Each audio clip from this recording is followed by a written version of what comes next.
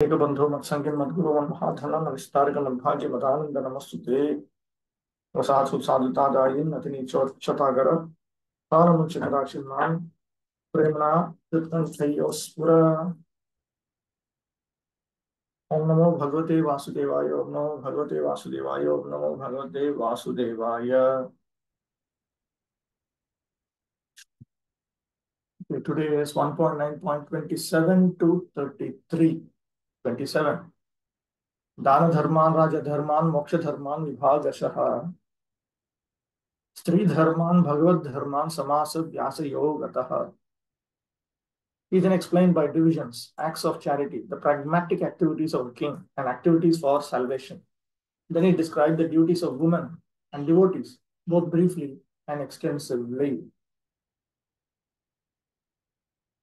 So that is 27. पुनस्तत्रैव विशेषमाह. So what was stated in text 26 is itself described more elaborately here, providing specific details. Daneti. In the text beginning, Dana. Moksha Dharman, Shamadamadin. The duties for the activities for salvation. That is Moksha Dharma. Moksha Dharman, the acts for salvation. That refers to Shama, Dama, and so on. Control of the mind, control of the body, and so on. Bhagavad Dharman, Haritoshanan, Dwadashyadin Niyamarupan. Bhagavad Dharma, or what is Bhagavad Dharma? The acts of the devotees, the duties of the devotees.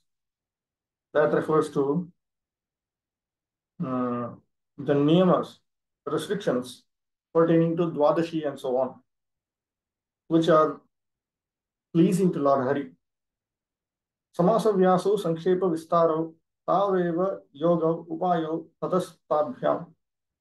So these are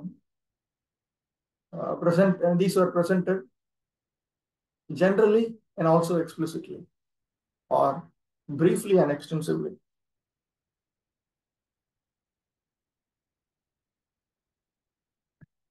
To give charity is one of the householder's main functions. And he should be prepared to give in charity at least 50% of his hard-earned money.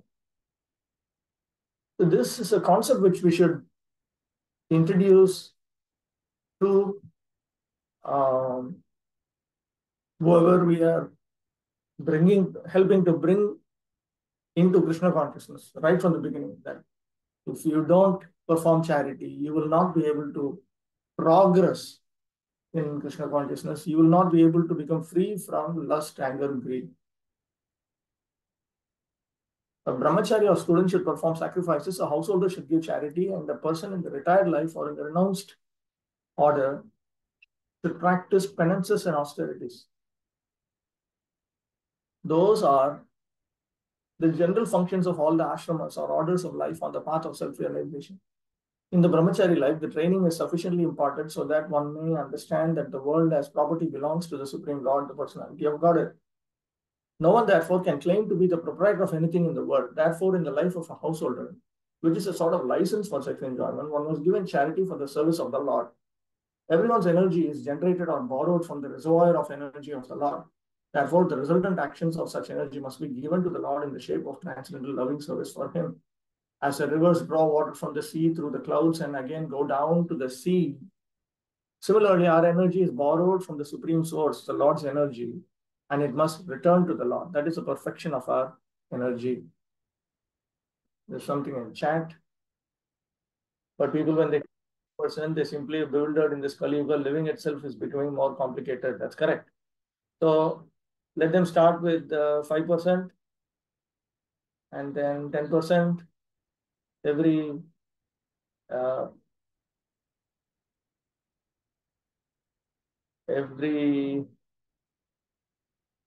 if every year they increase 1%, then it'll take 50 years for them to come to the standard. By the time they should retire, but generally nobody retires. They want to die while earning money. So I think that should be the lowest arrangement that we can talk about. At least start with 1% and every year increase 1%.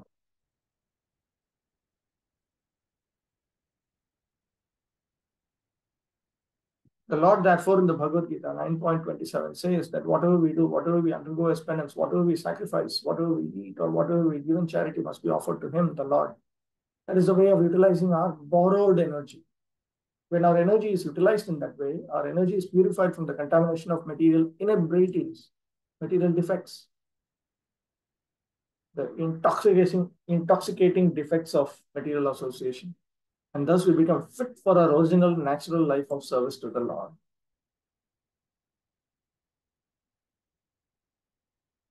Otherwise, you'll be caught up in shoka, moha, bhaya. That's all. Raja Dharma is a great science, unlike modern diplomacy for political supremacy. The kings were trained systematically to become munificent and not merely be tax collectors. They were trained to perform different sacrifices only for the prosperity of the subjects. To lead the prajas to the attainment of salvation was a great duty of the king. The father, the spiritual master, and the king are not to become irresponsible in the matter of leading their subjects to the path of ultimate liberation from birth, death, diseases, and old age. When these primary duties are properly discharged, there's no need of government of the people by the people. In modern days, the people in general occupy the administration by the strength of manipulated boards, but they're never trained in the primary duties of the king, and that is also not possible for everyone. Under the circumstances, untrained administrators play havoc in the name of making the subjects happy in all respects. On the other hand, these untrained administrators gradually become rogues and thieves and increase the taxation to finance a top-heavy administration that is useless for all purposes. Actually, the qualified brahmanas are meant to give direction to the kings for proper administration in terms of scriptures like the Manu Samhita and the Dharma Shastras of Parashara. A typical king is the ideal of the people in general. And if the king is pious, religious, chivalrous, and munificent, the citizens generally follow him. Such a king is not lazy and sensuous, living at the cost of the subjects, but is alert always to kill thieves and dacoits. The pious kings were not merciful to dacoits and thieves in the name of nonsensical ahimsa, non-violence. The thieves and dacoits were punished in an exemplary way so that in the future no one would dare commit such nuisances in an organized form. Such thieves and dacoits were never given positions of administration as they are now. The taxation law was simple. There was no force, no encroachment. The king had a right to take 1/4 of the production made by the subject. In addition, the king had a right to claim 1/4 of whatever wealth the subject allotted for charity or spent for some other purpose. One would never grudge parting with it because due to the pious king and religious harmony, there was enough natural wealth, namely grains, fruits, flowers, silk, cotton, milk, jewels, minerals, etc. And therefore, no one was materially unhappy. The citizens were rich in agriculture and animal husbandry, and therefore they had enough grains, fruits, and milk without any artificial needs of soaps and toilets, cinemas, and baths. The king had to see that the reserved energy of humanity was properly utilized. Human energy is meant not exactly for fulfilling animal propensities, but for self-realization. The whole government was specifically designed to fulfill this particular purpose. As such, the king had to select properly the cabinet ministers, but not on the strength of voting background. The ministers, the military commanders, and even the ordinary soldiers were all selected by personal qualification, and the king had to supervise them properly before they were appointed to their respective posts. The king was especially vigilant to see that the tapasvis or persons who were looking for disseminating spiritual knowledge were never disregarded. Emphasis. The king knew well that the Supreme Personality of Godhead never tolerates any insult to his unalloyed devotees. End of emphasis. Such tapasvis were trusted leaders, even of the rogues and thieves who would never disobey the orders of tapasvis. The king would give special protection to illiterates the helpless, and widows of the state. Defense measures were arranged previous to any attack by the enemies. The taxing process was easy and it was not meant for squandering, but was for strengthening the reserve fund. The soldiers were recruited from all parts of the world and they were trained for special duties. Rajadharma is summarized in Kamandaka's Niti Shastra, which itself is a summary of Chanakya Sartha Shastra. As far as salvation is concerned, one has to conquer the principles of lust, anger, unlawful desires, avarice, and bewilderment. Avarice means greed. To get freedom from anger, one should learn to forgive. To be free from unlawful desires, one should not make plans. By spiritual culture, one is able to conquer sleep. That means by spiritual discipline, by a disciplined life of spirituality. By tolerance only can one conquer desires and avarice. Disturbances from various views can be avoided by regulated diets. By self-control, one can be free from false hopes, and money can be saved by avoiding undesirable association. By practice of yoga, one can control hunger, and worldliness can be avoided by culturing the knowledge of impermanence. Dizziness can be conquered by rising up, and false arguments can be conquered by factual ascertainment. Talkativeness can be avoided by gravity and silence, and by progress, one can avoid fearfulness. Perfect knowledge can be obtained by self-cultivation. One must be free from lust, avarice, anger, dreaming, etc. to actually attain the path of salvation. That's why in India, they have a very clear understanding of what a spiritualist is meant to be. A spiritualist is meant to be free from all these things. They will not consider whether we are doing this particular type of devotion service to Krishna, that particular type of devotion service and all that. They will consider whether we are, to what extent we are free from kama, krodha, moha, lobha, mada, matsarya. This is what they will see. And we cannot go on giving the excuse that, no, but it is in the service of Krishna and you are so pathetically ignorant that you don't understand it. This argument people will not accept. You're not free from lust means you're not free from lust. Like people clearly understood that Prabhupada was not having any lust. They clearly understood that Prabhupada did not have any greed. Prabhupada, Bhaktisiddhanta Saraswati, Gauranga Das Babaji, Bhakti-vaibhava Thakur, Jagannath Das Babaji, and so on. They're free from all these things. Everybody understood that because it is so evident. So unless we come to that point, preaching will not be effective.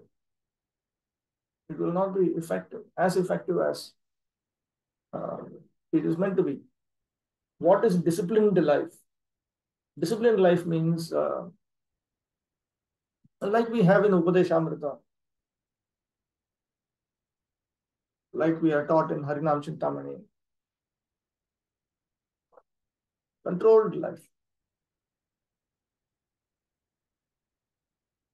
We avoid living by the bodily and mental impulses. Therefore, in Vedic civilization, there is the system of Nitya Naimittika Kamya, where there are daily duties, other periodical duties, occasional duties, and then you have allowances. It's a disciplined lifestyle. As far as women are concerned, they are accepted as a power of inspiration for men. As such, women are more powerful than men. Mighty Julius Caesar was controlled by Cleopatra. Such powerful women are controlled by shyness. Therefore, shyness is important for women. Once this control valve is loosed, women can create havoc in society by adultery. Adultery means production of unwanted children known as Varna Sankara, who disturb the world.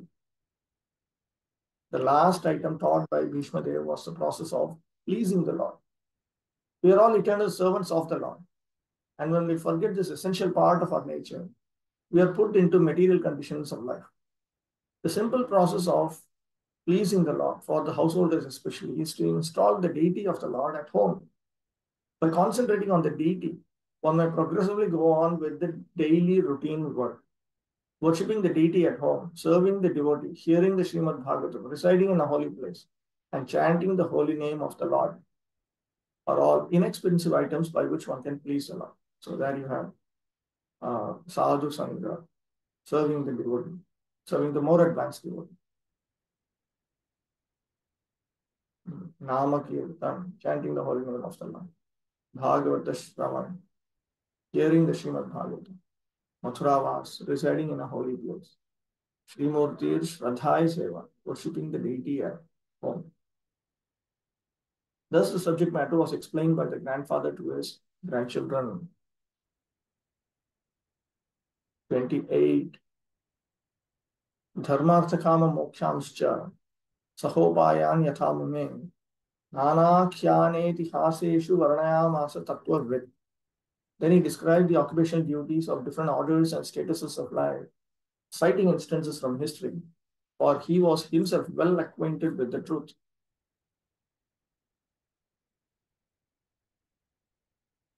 That is 28.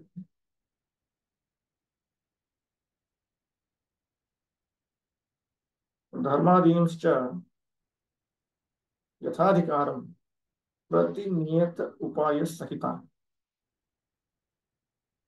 So he taught the principles of dharma, artha, kama, moksha as fitting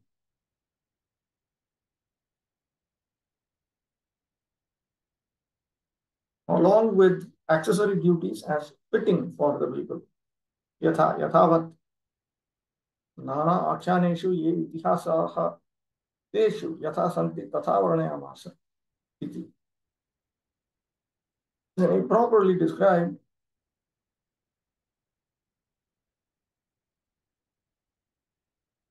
the various histories found in the various scriptural descriptions of these principles. Incidents mentioned in such Vedic literatures as the Puranas, Mahabharata, and Ramayana are factual historical events that took place sometime in the past, although they are not related in any chronological order. Such historical facts, being instructive for ordinary men, were assorted without chronological reference. Besides that, they happen on different planets, nay, in different universes, and thus the description of the narrations is sometimes measured by 3 dimensions. We are simply concerned with the instructive lessons of such incidents, even though they are not in order. By our limited range of understanding, Bhishma Dev described such narrations before Maharaj Yudhishthira in reply to his different questions. 29. Dharmam pravadatastasya sakala pratyupastita yo yoginas chandam mrityor vanchitas tuttarayanaha. While Bhishma Dev was describing occupational duties, the sun's course ran into the northern hemisphere. This period is desired by mystics who die at their will. Chandena ichaya mrityuhu yasya. The perfect yogis or mystics can leave the material body at their own sweet will at a suitable time and go to a suitable planet desired by them. In the Bhagavad Gita 8.24, it is said that self-realized souls who have exactly identified themselves with the interest of the Supreme Lord can generally leave the material body during the time of the fire god's effulgence and when the sun is in the northern horizon and thus achieve the transcendental sky. In the Vedas, these times are considered auspicious for quitting the body, and they're taken advantage of by the expert mystics who have perfected the system. Perfection of yoga means attainment of a supramental state that enables one to leave the material body as desired and reach any planet within no time without any of the material vehicles so much advertised by the less intelligent materialistic scientists. The yogis can reach the highest planetary system within a very short time. But this is impossible for the materialist, whose attempt to reach the highest planet will fail, even if it travels for millions of years at a speed of millions of miles per hour. This is a different science, and Bhishma Dev knew well how to utilize it. He was just waiting for the suitable moment to quit this material body, and the golden opportunity arrived when he was instructing his noble grandsons, the Pandavas, He thus prepared himself to quit his body before the exalted Lord Sri Krishna, the pious Pandavas, and the great sages headed by Bhagavan, Vyasa, etc. All great souls. First of all, there's something in chat. When one leaves the body, from which part the soul leaves the body? Those who are transcendentalists and who follow the pathway of the yoga system, they prefer to move their soul to Brahmarandra, which is at the top center of the skull, and then they go. And those who are meant to go to hell, they leave out through the anus. I've read this.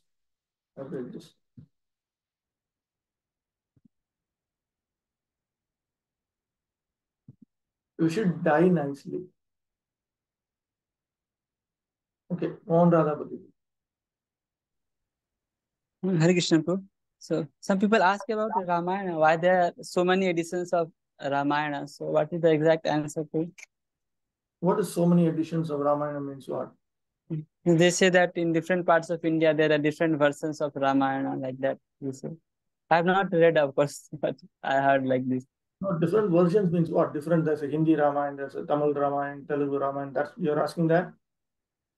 No, not about language, but they say that story is different like that. Story is different. Valmiki Ramayana story itself is different.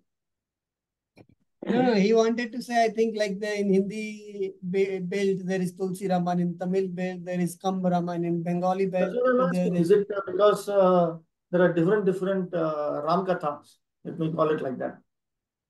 Mm-hmm. Is that your question? Some people say that, like in this, the Ramayana, which we generally know, that in this Sita is the daughter of Janak Maharaj, but some people say that there are some Ramayana in which Ravan's daughter is Sita, something like that. Is it correct or not? Some different version only, completely different version of Ramayana. Although the virtue comes out, but that. When you're talking about Ramayana, are you talking of the book written by Valmiki on the life of Lord Sri Ram? Are you talking about that, or are you simply talking about Ram Leela? There are millions of books on Ram Leela. Authorized books. There are also thousands of authorized descriptions of Ram Leela. Many of them are lost now because Ram is the default hero. Ram is the default hero that was observed by Lord Brahma himself. He is the standard hero. So everybody will, anybody with some basic sense will write something to glorify Lord Ram. So historically, there would have been thousands of writings on Lord Ram. I still don't understand your question. I was just quoting the statements of some of the people. They were saying that why there are so many different Ramayanas. They say like that. I have, of course, I have not seen different Ramayanas. I have simply heard some in television or something like that. So that's only I'm saying. Okay, bro. No, I think that the confusion is because they commonly refer to Ram Katha itself as Ramayana. Like Ramcharitmanas, they call it Ramayana. Yes, bro. They say like Ramayana. Kamba, there's one Kamban. He wrote on Ram Katha in Tamil. The title he gave for that was actually Ramavataram.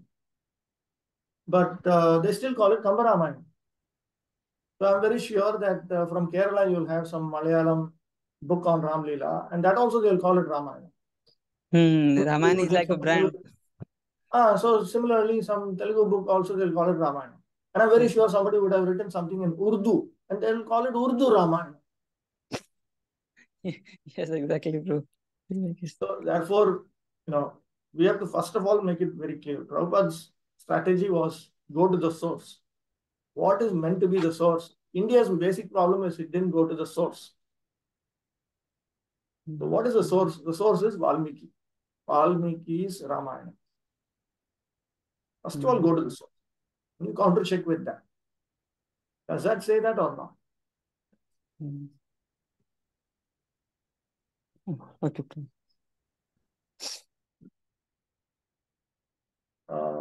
Wait, there is something in chat. When one leaves the body from which wait. Devotees also leave their life from Brahmarandra.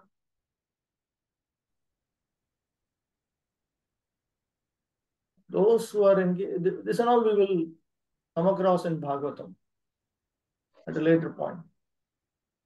Those who are engaged in some particular type of devotion service called the Yoga Mishra Bhakti, they will prefer to leave their bodies used through the Brahmarandra. From which book we can clearly understand this departure of the soul, traveling, reaching heaven, hell. You'll find all this in various Puranas. You'll find different pieces of information about them. This is also discussed to some extent in Vedanta philosophy, Vedanta Darshan. The Vedanta Sutra, there are some indications based on which the commentaries talk about it. Achyutanam Prabhu. Prabhuji, about that Ramayana. One thing, now, at some point I want to conduct an introduction to Vedanta philosophy. I will thought of what book to use, but it's just in my mind. I think it should be done on a weekly basis or something. It's important to have a basic understanding of these things. Okay, Achyut Ram. Prabhu, whatever is mentioned in Valmiki Ramayana, that's final. And if something is not there, that means... That is the original and that is also the final, because it is the source. Okay. So if there is any difference in detail, the version of Valmiki ji is final. First, then you have to ask from where did that person get that? From where did the other person get that other detail? Because that detail might be found in some Purana, and the Puranas are coming from Vyasadeva. Two authorities. Valmiki is an authority, Vyasadeva is an authority. So then that person will have to prove that it comes in the Puranas. Or some authorized, some authorized literature. That has to be authorized means that is it mentioned in the standard writings of the recognized acharyas of the four Vaishnava lines.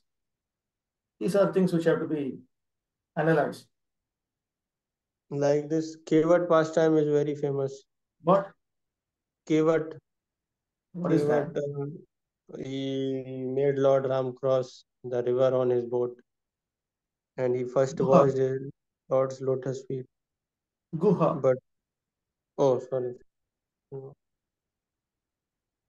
Yeah, that comes in Valmiki Ramayana.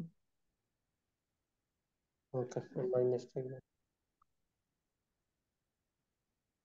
Okay, bro. 30. Tadopasamhritya girah sahasranir vimukta sangam mana adipurushe krishne lasatpi tapate chaturvuje purastithe mirita drigya dharayat. Thereupon, that man who spoke on different subjects with thousands of meanings and who fought on thousands of battlefields and protected thousands of men, stopped speaking and being completely freed from all bondage, withdrew his mind from everything else and fixed his wide open eyes upon the original personality of Godhead Shri Krishna, who stood before him, four-handed, dressed in yellow garments that glittered and shone.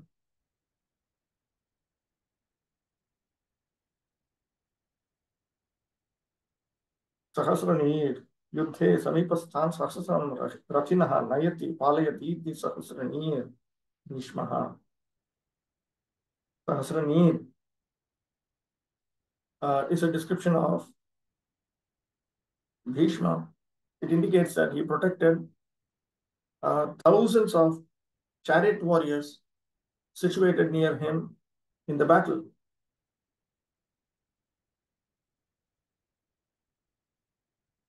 You can also refer to, there's a footnote here in my edition which says, he can lead, he was also capable of leading them to their auspicious destination. Swami. Sahasrini iti pathe sahasrarthavati giraha. Sometimes the reading Sahasrini instead of Sahasrani comes, in which case it means his words had thousands of different meanings. Lahantau pitau patau yasya tasmin amilita drugeva manaha yatharaya. In the momentous hour of leaving his material body, Bhishma said the glorious example concerning the important function of the human form of life. Emphasis, the subject matter which attracts the dying man becomes the beginning of his next life. Therefore, if one is absorbed in thoughts of the Supreme Lord Sri Krishna, he is sure to go back to Godhead without any doubt. This is confirmed in the Bhagavad Gita 8.5 to 10. 5. And whoever at the time of death quits his body, remembering me alone, at once attains my nature. Of this there is no doubt. 6. Whatever state of being one remembers when he quits his body, that state he will attain without fail.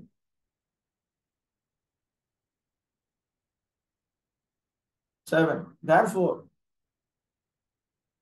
indicates that one has to do certain things in order to become capable of remembering Krishna alone at the time of death. Therefore, Arjuna, you should always think of me in the form of Krishna and at the same time carry out your prescribed duty of fighting. With your activities dedicated to me and your mind and intelligence fixed on me, you will attain me without doubt. 8. He who meditates on the Supreme Personality of Godhead, his mind constantly engaged in remembering me, undeviated from the path, he or Partha, Arjuna, is sure to reach me.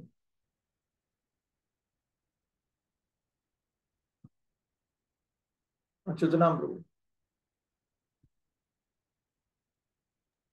Prabhuji, this 8.7 verse, it has confused me since my Bhakti Shastri days. Like that time also I asked, but could not get a satisfactory answer. If I am doing particular service for Krishna, then there are cases when I forget him.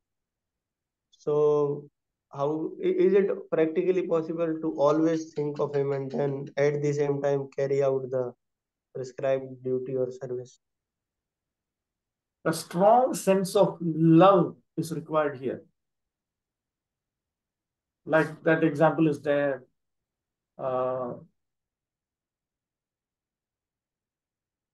Like in extramarital affairs, generally, they're very much thoughtful about their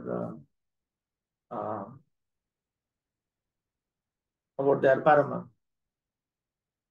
But at the same time, they're very careful in carrying out their duties so that there'll be no suspicion. This example is coming from Chaitanya Mahaprabhu only. So that is the idea, that one should be able to balance both.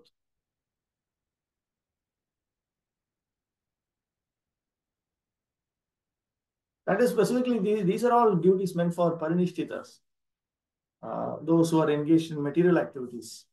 I think Prabhupada also mentions this. Meant for those who are engaged in material activities. See, this instruction to Arjuna is very important for all men engaged in material activities, or parinishtitas. They need to be capable of carrying out their material activities while thinking about Krishna. And on a daily basis, also, they should be sufficiently absorbed in serving Krishna during certain exclusive periods of time also. Otherwise, they cannot become capable of remembering Krishna at the moment of death. That is the point.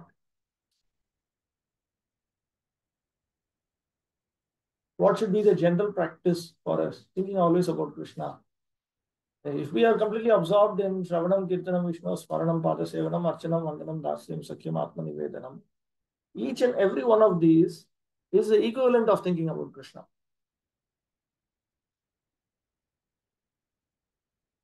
Achyutanam Guru. So, like as you said, this instruction is for those engaged in material activities. That means for us, for me, if this is not happening, I'm forgetting Krishna. That means I'm like somewhere some problem is there. Somewhere lots of problems are there. We have to solve it.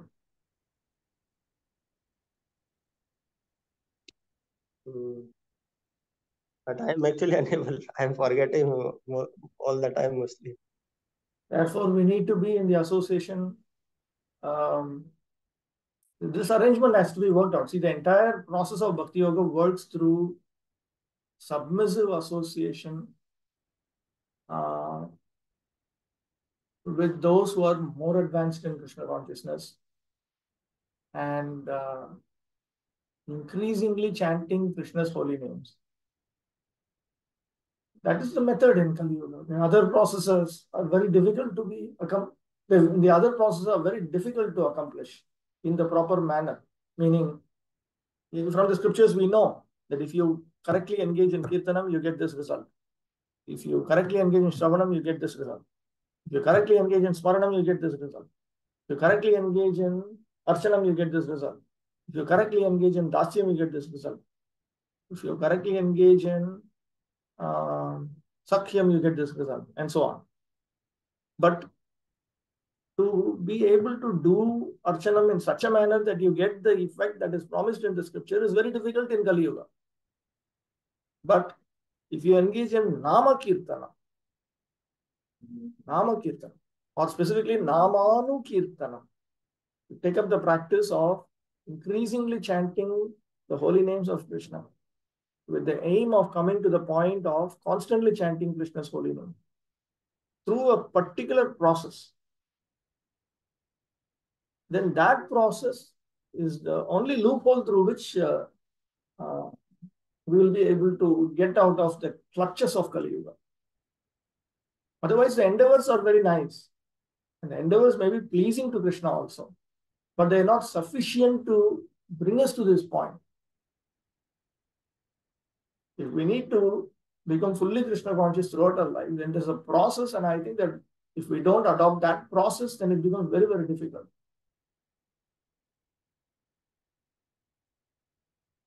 Slight desire for sense gratification also does not allow one to do like this. And that is why there is the arrangement of the Varna dharmas and Ashrama dharmas and all that. If one wants to experience material desires within dharma, and then he wants to make spiritual progress, then there is a certain facility, limited facility provided in the Grihastha Ashrama. But in the Grihastha Ashrama, in today's world also, it's a havoc actually. It's like chaos. Everybody does his own thing. If everybody does his or her own thing, then it becomes very difficult to unitedly achieve certain collective effects. Otherwise, individually, the man, if he's very serious about Krishna consciousness, or if the woman, she is serious about Krishna consciousness. Sometimes there are situations where the children are more serious than the parents in Krishna consciousness.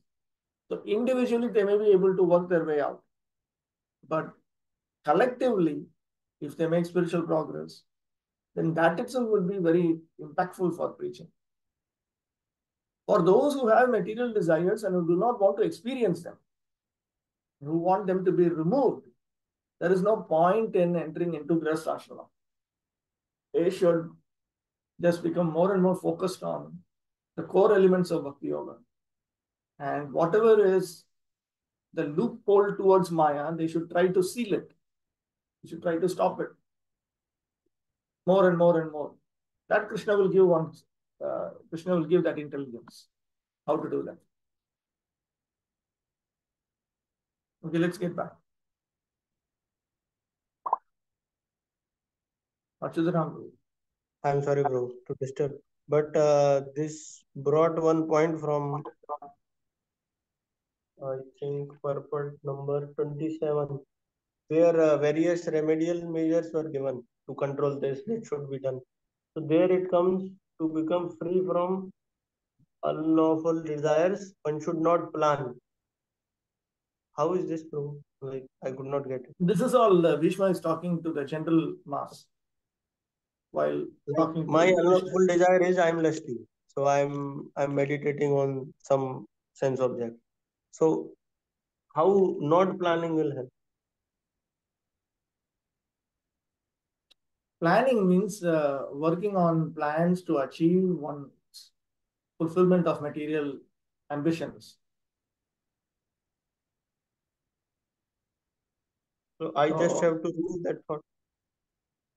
no, one should first of all become more and more focused on spiritual activities, and in the association of devotees engage in Shravanam, Kirtanam, Smaranam, and so on. So that gradually the mind understands for increasing periods of time that these other pursuits are not helpful in the long run. The intelligence may understand it, but the mind also should be made to understand. Gradually it understands. Very stubborn, but still can be subdued in the right association. That is why there are proper arrangements. There are the 4 varnas, there are 4 ashramas, and there is a proper match between the varnas and ashramas. These things have to be carefully taken care of. You have to work it out properly. Those who are interested in attaining, in leading a life of Naishtika Brahmacharya, they have to accept a Brahmanical life. They have to serve Krishna as Brahmanas. Otherwise, if they want to serve Krishna as Kshatriyas, Vaishyas, Shudras, then they'll find it very difficult to maintain Brahmacharya. So there's a proper arrangement. There's a proper arrangement for all these things. Okay, let's move on.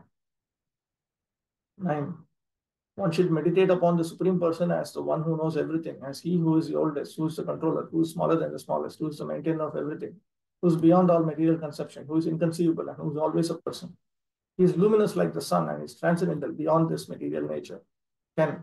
At the time of death, one who fixes his life hair between the eyebrows and by the strength of yoga with an undeviating mind engages himself in remembering the Supreme Lord in full devotion will certainly attain to the Supreme Personality of Godhead. Sri Bhishma Dev attained the perfection of quitting his body at will. He was fortunate enough to have Lord Krishna, the object of his attention, personally present at the time of death. He therefore fixed his open eyes upon him. He wanted to see Lord. He wanted to see Sri Krishna for a long time out of his spontaneous love for him. Because he was a pure devotee, he had very little to do with the detailed performance of yogic principles. Simple bhakti yoga is enough to bring about perfection. Therefore, the ardent desire of Bhishma Dev was to see the person of Lord Krishna, the most lovable object. And by the grace of the Lord, Sri Bhishma Dev had this opportunity at the last stage of his breathing. 31. Vishuddhaya dha ranaya hata shubhas tadikshayevasho gatayuthat shramaha divritta sarvendriya vritti vibhramas tushtavajanyam visujan janardanam.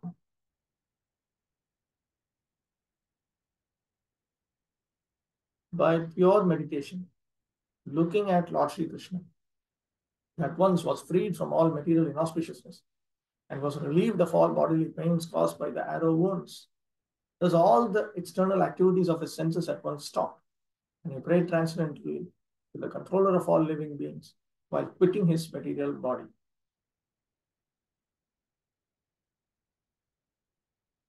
Anaya eva vishuddhaya dharanaya patam ashubham yasya saha. So through this pure absorption, dharana. Dharanaya is derived from the word dharana. Through this meditative absorption on the spiritual form of the Supreme Personality of Godhead, all his inauspiciousness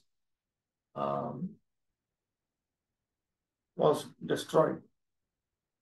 Tasya Shri Krishnasya Ikshaya Kripa Drishtya Eva Gataha Ayudhashramaha Yasya Saha.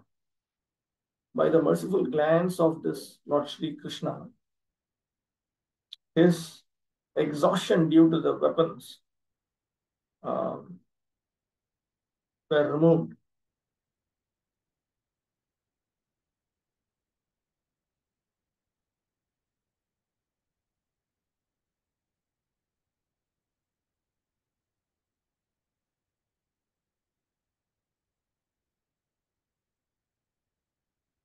Okay. Then Ateva Vivrittaha Sarvendriya Vrittinam Vibhramaha Vividham Brahmanam Yasmat Saha. Then all of his senses stopped roaming about here and there. Janyam Deham Visrajan Janardanam Astaut. While giving up his body, he prayed to Lord Janardana. The material body is a gift of the material energy, technically called illusion. Identification with the material body is due to forgetfulness of our eternal relationship with the Lord. For a pure devotee of the Lord like Bhishma Dev, this illusion was at once removed as soon as the Lord arrived. Lord Krishna is like the sun, and the illusory external material energy is like darkness. In the presence of the sun, there is no possibility that darkness can stand. Therefore, just on the arrival of Lord Krishna, all material contamination was completely removed, and Bhishma Dev was thus able to be transcendently situated by stopping the activities of the impure senses in collaboration with matter. The soul is originally pure, as are the senses. By material contamination, the senses assume the role of imperfection and impurity. By revival of contact with the Supreme Pure, Lord Krishna, the senses again become freed from material contamination. Bhishma Dev attained all these transcendental conditions prior to his leaving the material body because of the presence of the Lord. The Lord is the controller and benefactor of all living beings. That is a verdict of all Vedas. He is the supreme eternal living being amongst all eternal living beings. This is Nitya Nityanam Chetana Chetananam Eko Bahunam Yo Vidathati Kaman.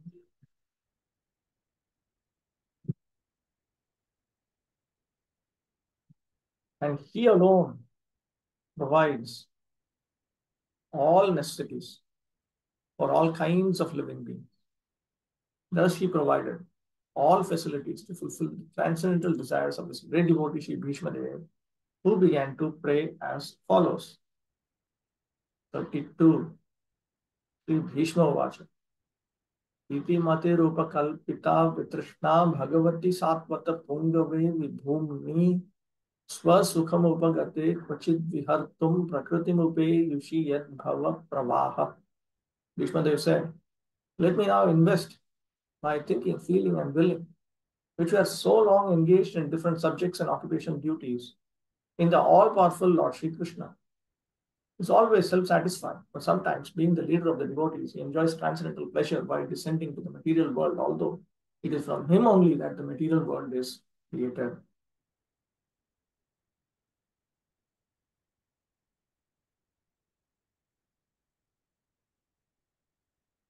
Parama phala rupam Shri Krishna ratim prarthitum prathamam svadritam arpayati.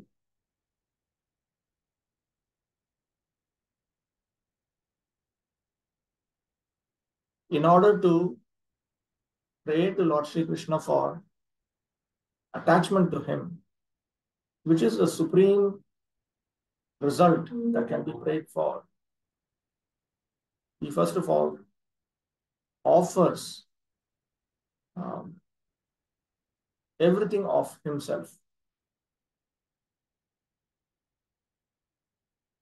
Iti nana dharmadhyupayaihi matihi manodharana lakshana upakalpita samarpita.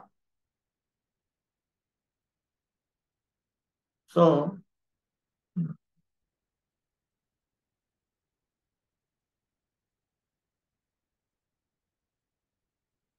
his dharana, his consciousness, his meditation,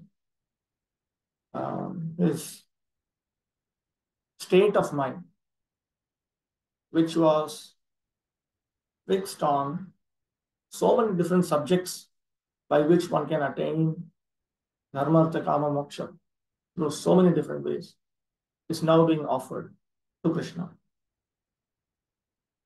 Well, what was the object of his offering? To whom was he offering? Satvatanam Pungave Shresthe Bhagavati.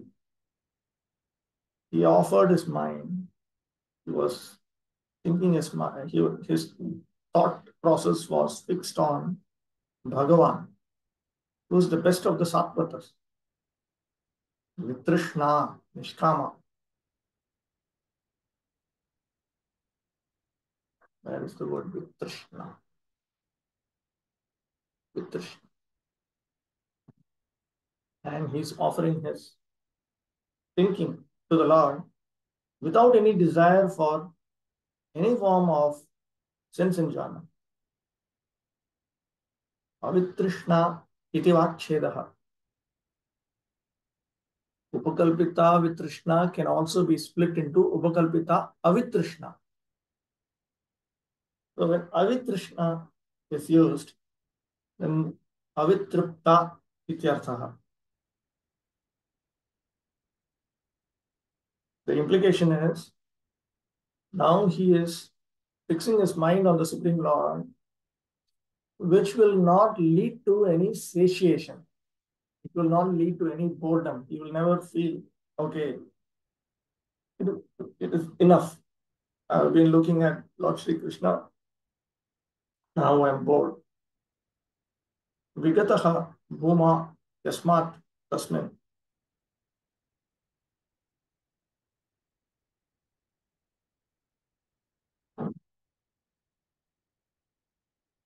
Vibhuma.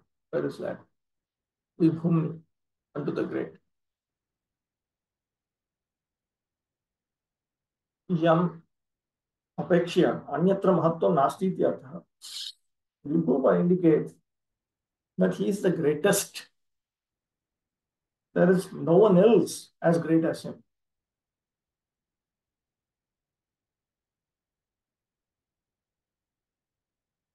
Greater than even the experience of Brahman realization is the experience of Bhagavan realization. That is implied by Sridhar Swami here. Taddeva Paramaishwaryamaha.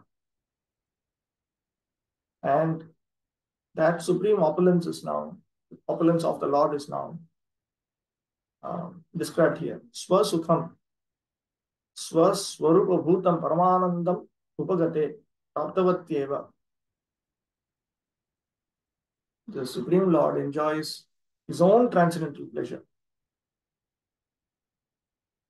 Vachit Kadachit Vihartum Kriditum Prakritim Yogamayam Upeyushi Svikritavati Natu Swarupat Tirodhanena Jivavat Paratantriyam Ityarthaha. Sometimes, in order to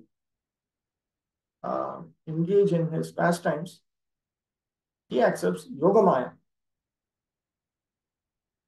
His constitutional nature is not covered up like the jivas into a state of dependence. He's always independent. That's the point. Vihartum iti yaduktam tat prapanchayati. And that is now elaborated, that he sometimes desires to enjoy pastimes. Yat yataha prakrutehe bhavapravahaha srishti parampara bhavati. It is because of his prakriti that there is a continuous sequence of creation, material existence comes about from him, from his prakriti. Because Bhishmadeva was a statesman, the head of the Kuru dynasty, a great general, and a leader of Kshatriyas, his mind was strewn. His mind was strewn over so many subjects, and his thinking, feeling, and willing were engaged in different matters. Now, in order to achieve pure devotional service, he wanted to invest all powers of thinking, feeling, and willing entirely on the Supreme Being, Lord Krishna. He is described herein as the leader of the devotees and all-powerful. Although Lord Krishna is the original personality of Godhead, he himself descends to earth to bestow upon his pure devotees the boon of devotional service. He descends sometimes as Lord Krishna as he is, and sometimes as Lord Chaitanya. Both are leaders of the pure devotees, but in different ways. Lord Krishna as Swayam Bhagavan Krishna, he leads the pure devotees by being their Vishay Vigraha, by being their object of attention. He leads his pure devotees in the form of, as Lord Chaitanya Mahaprabhu, he leads his pure devotees. But that is as with the mood of a Ashray Vigraha, as a devotee of Lord Krishna. Krishna is the one and only independent enjoyer. His devotees are all dependent on him to provide that enjoyment. There is something in chat. In the purport to text 27, it is stated by practice of yoga one can control hunger. What type of yoga? This must be Ashtanga yoga. It must be Ashtanga yoga. In the yoga system, they deal with all these things. Basically, it's through regulation. They're quite regulated. Very, very regulated. Bhakti yogis are supposed to accept all the restrictions and regulations of Ashtanga yogis, who accept all but the Bhakti yoga has even more regulations. Vairagya, Vidya and Bhakti is superior in each system. It is there to some extent in Karma Yoga, but it is there to a greater extent in Jnana Yoga. It is there to a greater extent in Ashtanga Yoga. It is there to a greater extent in Bhakti Yoga, and it is there to a greater extent in pure Bhakti Yoga. So, everywhere it is only higher. Pure devotees of the Lord have no desire other than the service of the Lord, and therefore they are called Sattvatas. The Lord is the chief amongst that Sattvatas. Bhishma Dev therefore had no other desires. He was completely free of all material desires. Unless one is purified from all sorts of material desires, the Lord does not become one's leader. Desires cannot be wiped out, but they have only to be purified. It is confirmed in the Bhagavad Gita by the Lord himself that he gives his instruction from within the heart of a pure devotee who is constantly engaged in the service of the Lord. Such instruction is not given for any material purpose, but only for going back. Bhagavad Gita 10.10.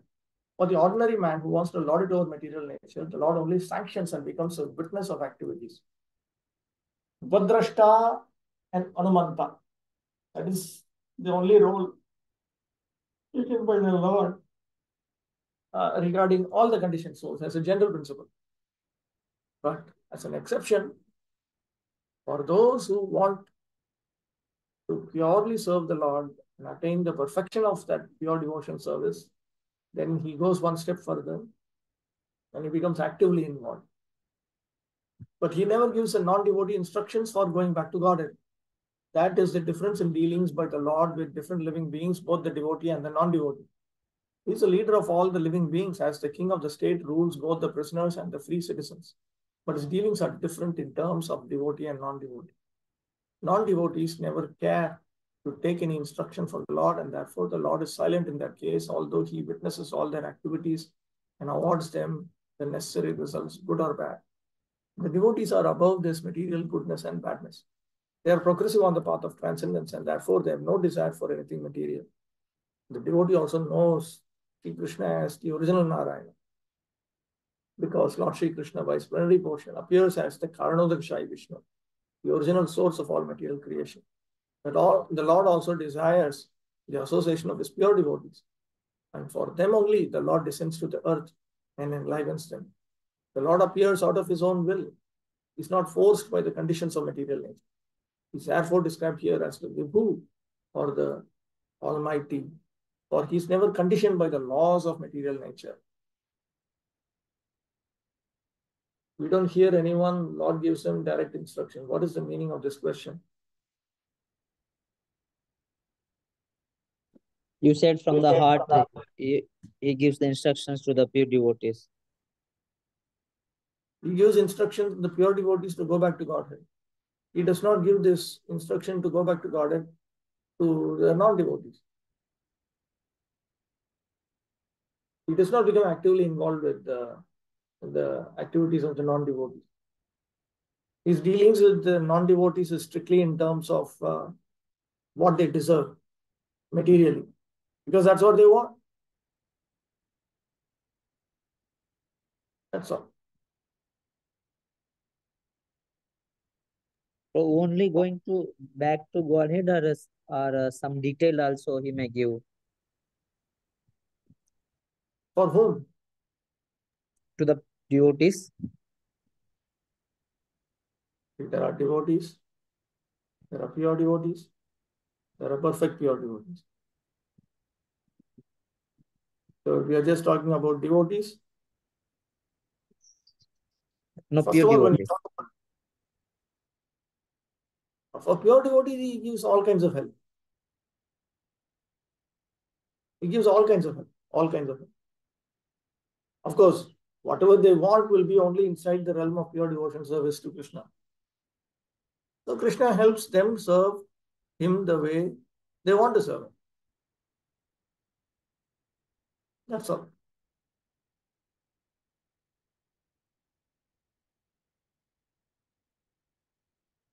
Tatasya. There is one statement in Pranay Ratnavali. One very interesting statement in Pranay Ratnavali. Yeah.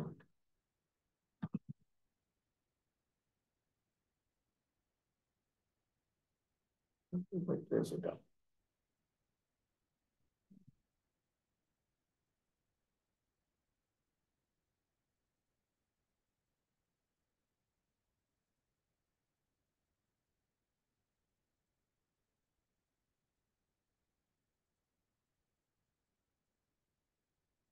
Which I was very, very impressed with.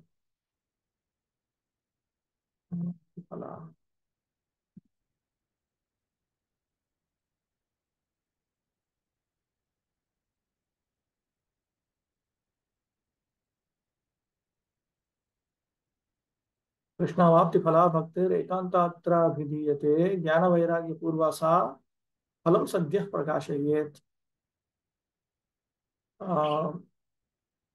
The sort of devotion service that is single pointed is what is described by Baladev Vidyabhushan in Govinda Bhashya as the one that leads one to Krishna. And when it is preceded by Bhakti, Anukul, Jnana and Vairagya, it immediately gives the result. So first of all, when you talk, this verse is very interesting because Bhakti is first of all described as the process which aims at attaining Krishna's eternal service. Okay. But then there is something called Ekanta. Ekanta Bhakti. Ekanta Bhakti means you only want to attain Krishna. But even Ekanta Bhakti, when it is preceded by Bhakti, such Ekanta Bhakti, Anukula, Jnana, Vairagya, then it immediately leads to results. Immediately it reveals the result. So it means even Ekanta Bhakti, when it is not immediately mixed with Jnana Vairagya, then it takes time to reveal, to take you to Krishna. So in Baladev Vidyabhushan's language, you have the Bhakta, the Ekanta Bhakta, and the Parama Ekanta Bhakta. So the Parama Ekanta Bhaktas are the Nirapeksha devotees. They give up everything. They give up not only, of course, all three categories of devotees give up adharma, which includes papa and aparadha. Okay. But the Nirapeksha devotees, Their lives are filled with Bhakti Anukul Jnana and Bhakti Anukula Vairagya. And therefore, they instantly attain that result. That means they don't even have to wait for the end of one life. Whereas they are the Parama Ekanta devotees, most one-pointed. Then you have the one-pointed devotees, the Parinishita devotees. The Parinishita devotees, they attain the Lord at the end of one life. And then you have the Anekanta devotees, the Swanishtas. They also want to attain Krishna, but they will take many, many lifetimes. So, Krishna helps each of them. He helps the Swanishta. The Swanishta devotees wants Dharma, Artha, Kama, Moksha and Bhagavad Prema. The Parinishita devotee wants, he does not want Dharma, Artha, Kama, but he wants Moksha and Bhagavad Prema. And the Nirapeksha devotee does not want Dharma, Artha, Kama, Moksha, but he wants Bhagavad Prema. Krishna helps all of them because all of them want eventually to come to the position of lovingly serving him. So Krishna helps all of them. He helps all of them to the extent they want to be helped by him. That is the point. Okay.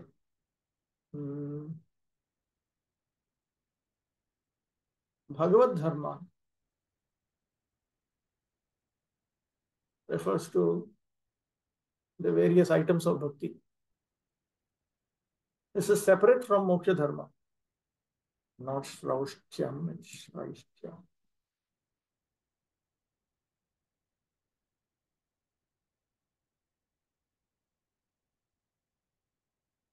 Moksha Dharma refers to Shama, Dama, and so on. It also refers to Shravanam, Mananam, and so on, as found in the Jnana process.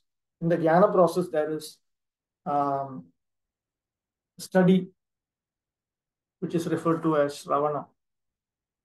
Then Manana, understanding. Then Nididhyasana, which means Samshaya Chedana, to eradicate all kinds of doubts through rational investigation. Then there is sadhana, which refers to engaging in processes by which the Lord is fixed in the mind.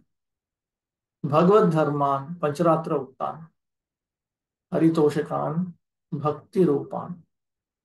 So here Bhagavad Dharma refers to the processes taught in the Pancharatric scriptures, which are very pleasing to Lord Hari.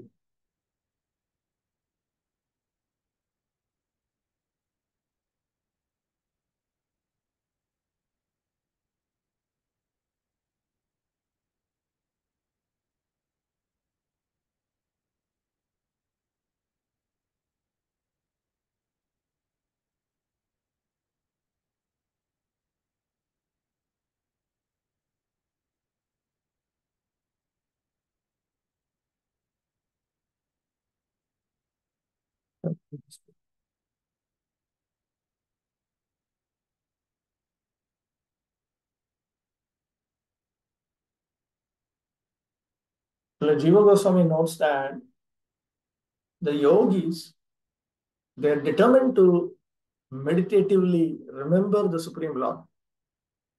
But for Sri Bhishma, he wanted to prolong his vision of Sri Bhagavan. Therefore,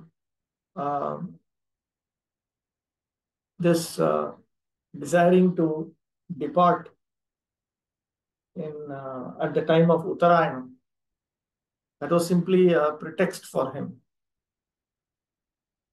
Vakshyate cha Sri Swamibhirapi Dvitiye. Sridhar Swami also will note in his commentary to the second canto, in his commentary on 2.2.15, that one's mind should not be attached to a particular place or particular time. So at that point, Sridhar Swami will note, Deshe Punya Kshetre, Kalecha Uttarayanadav, Manaha na Sajjayet, na Sangam Prapayet. One should not emotionally associate his mind with pious places or times such as Uttarayan. This is an instruction to yogis who desire to leave the world. Na desha kalo yoginaha siddhi hetu kintu yoga eveti iti. The idea is that time and place are not the causes for a yogi's perfection.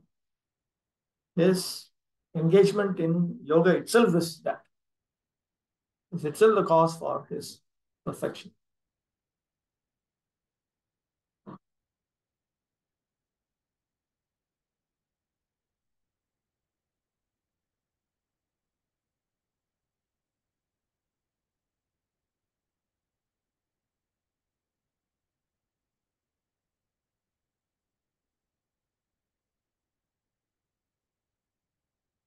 Bhishma Dev opened his eyes and saw the Lord from the toenails of Lord Sri Krishna up to his forehead.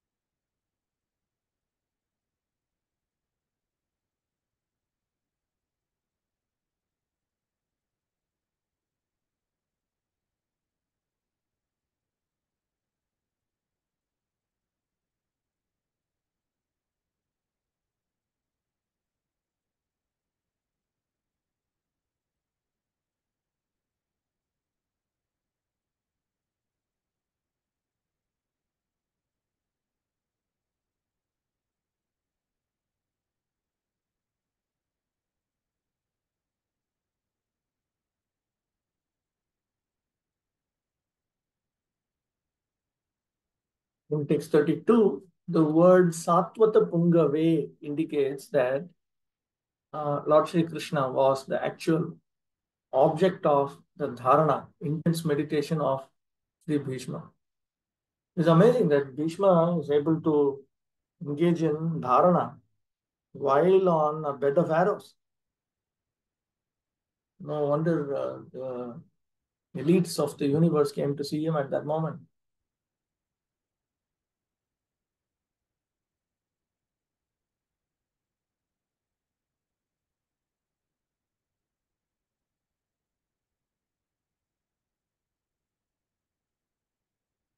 Vibhumni indicates that the Supreme Lord is specifically the Great One described in the Upanishads as the Great One who should be inquired about.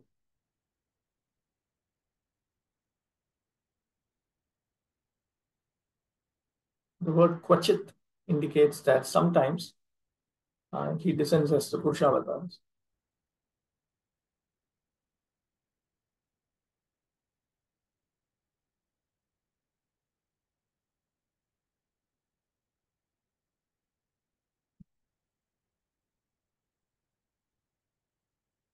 Vishmadev wants to offer some gift to the Supreme Lord, but he could only offer his mind as a gift. But generally, we note that those who want to give a gift expect something in return. But Bhishma uses the word Vitrishna, which indicates that the gift of his mind, which is offered unto Bhagavan, the one who is filled with six opulences, is lacking any thirst. It's entirely nishkama in nature. Yes, he is not desiring anything back. Is that Bhagavan? Is he Narayana, the one who is well known as Bhagavan? No. He is talking about the one who is famous as the leader of the Sattvatas. In other words, the best of the Yadus. But Narayana is the one who is greatly famous as Bhagavan. Always that is the situation. No. I am fixing my mind on the source of Narayana, the avatari, the one who descends as Narayana, the one greater than whom nobody else is great. Still, he offers bliss to his own. To his own means to his own associates, the Yadavas and the Pandavas. This is his primary feature.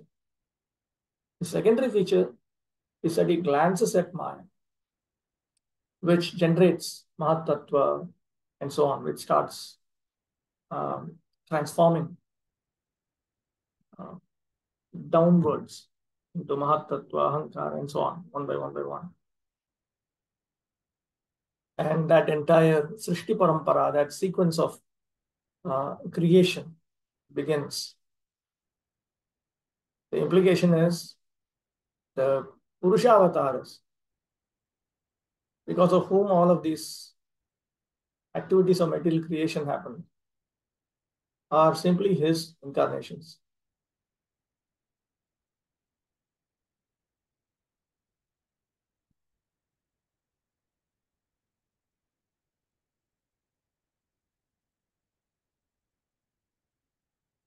Vibhumi, according to Sri Baladev Vidyabhushan, indicates that Bhishma was meditating on the eternal Almighty Being.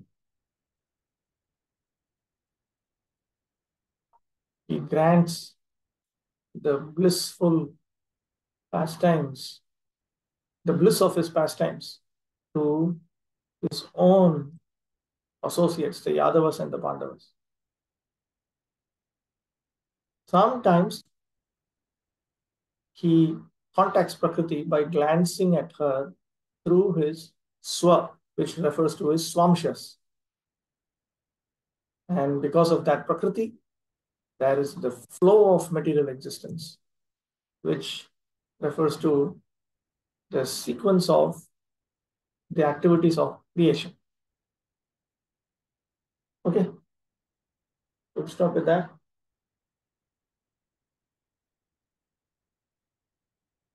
Anshakalpaturvyasya kripasindukhyevacha patitanam pavanebhyo vaishnavebhyo namo namaha. Thank you, Prabhu. Thank you.